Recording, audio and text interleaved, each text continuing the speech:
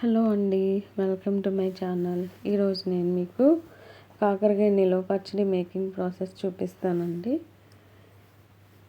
Ingredients అన్నీ చెప్తానండి, note చేసుకోండి. ఈజీ వేలో చెప్తానండి. సో ఇంగ్రీడియంట్స్ నోట్ చేసుకోండి. కాకరకాయ ముక్కలు 1 kg, కారం, ఉప్పు, పసుపు, కావాల్సినంత చింతపండు గుజ్జు, కావాల్సినంత బెల్లం, ఆవాలు, మెంతులు, జీలకర్ర పౌడర్,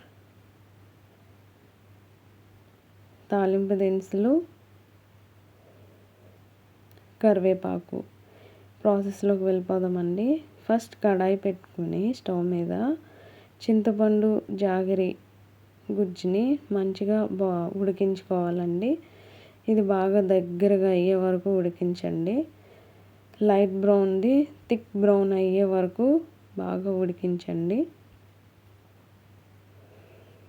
సో పక్క బాండీలోనే ఆయిల్ వేసుకుని కాకరకాయ ముక్కల్ని బాగా ఫ్రై చేసుకోవాలండి. సో ఇది అండి కన్సిస్టెన్సీ వచ్చాక స్టవ్ ఆఫ్ చేసేసుకోండి. ఈ కాకరకాయ ముక్కలు కూడా ఫ్రై అయిపోయాయండి. వీటిని ఒక బౌల్లోకి షిఫ్ట్ చేసేసుకోండి. షిఫ్ట్ చేసేసుకున్నాక కాకరకాయలు వేపిన సేమ్ అదే ఆయిల్లో ఈ తాలింపు దినుసులన్నిటిని వేసి మంచిగా ఫ్రై చేసేయండి. ఫ్రై చేశాక చింతపండు బెల్లం గుజ్జుని కూడా ఒక 2 minutes ఇందులో వేసి ఫ్రై చేసేయండి. ఫ్రై చేసాక స్టవ్ ఆఫ్ చేసి చల్లారి పెట్టేసేయండి.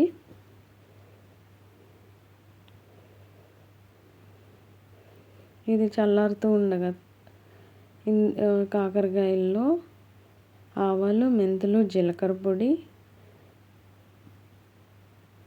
పసుపు, ఉప్పు, కారం ఇవన్నీ వేసుకుని మంచిగా మిక్స్ చేసేయండి.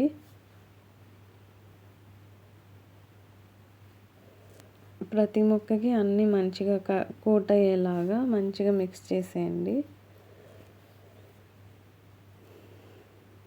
చాలా ఈజీ అండి. ఒకసారి తప్పకుండా ట్రై చేయండి. ట్రై చేసి కామెంట్స్లో నాకు షేర్ చేయండి. టేస్టీగా కూడా ఉంటుంది, చేదు ఉండదు అసలు. ట్రై చేయండి. ఇవన్నీ మంచిగా మిక్స్ చేసేయండి.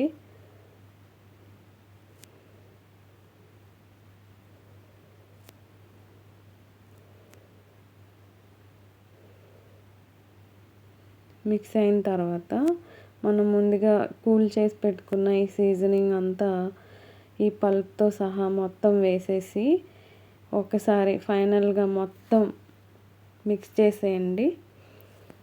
చాలా ఈజీ, టేస్టీ, హెల్దీ కాకరకాయ నిలువ పచ్చడి రెడీ అండి. 3 days నిలువ పెట్టుకుని తర్వాత ఒకసారి మళ్ళీ తీసి కలిపేసుకుని వేడి అన్నంలో సర్వ్ చేసుకుని తినండి. చాలా టేస్టీగా ఉంటుంది. థ్యాంక్ యూ ఫర్ వాచింగ్ అండి. ప్లీజ్ సబ్స్క్రైబ్ చేయండి, షేర్ చేయండి, లైక్ చేయండి. Thank you for watching.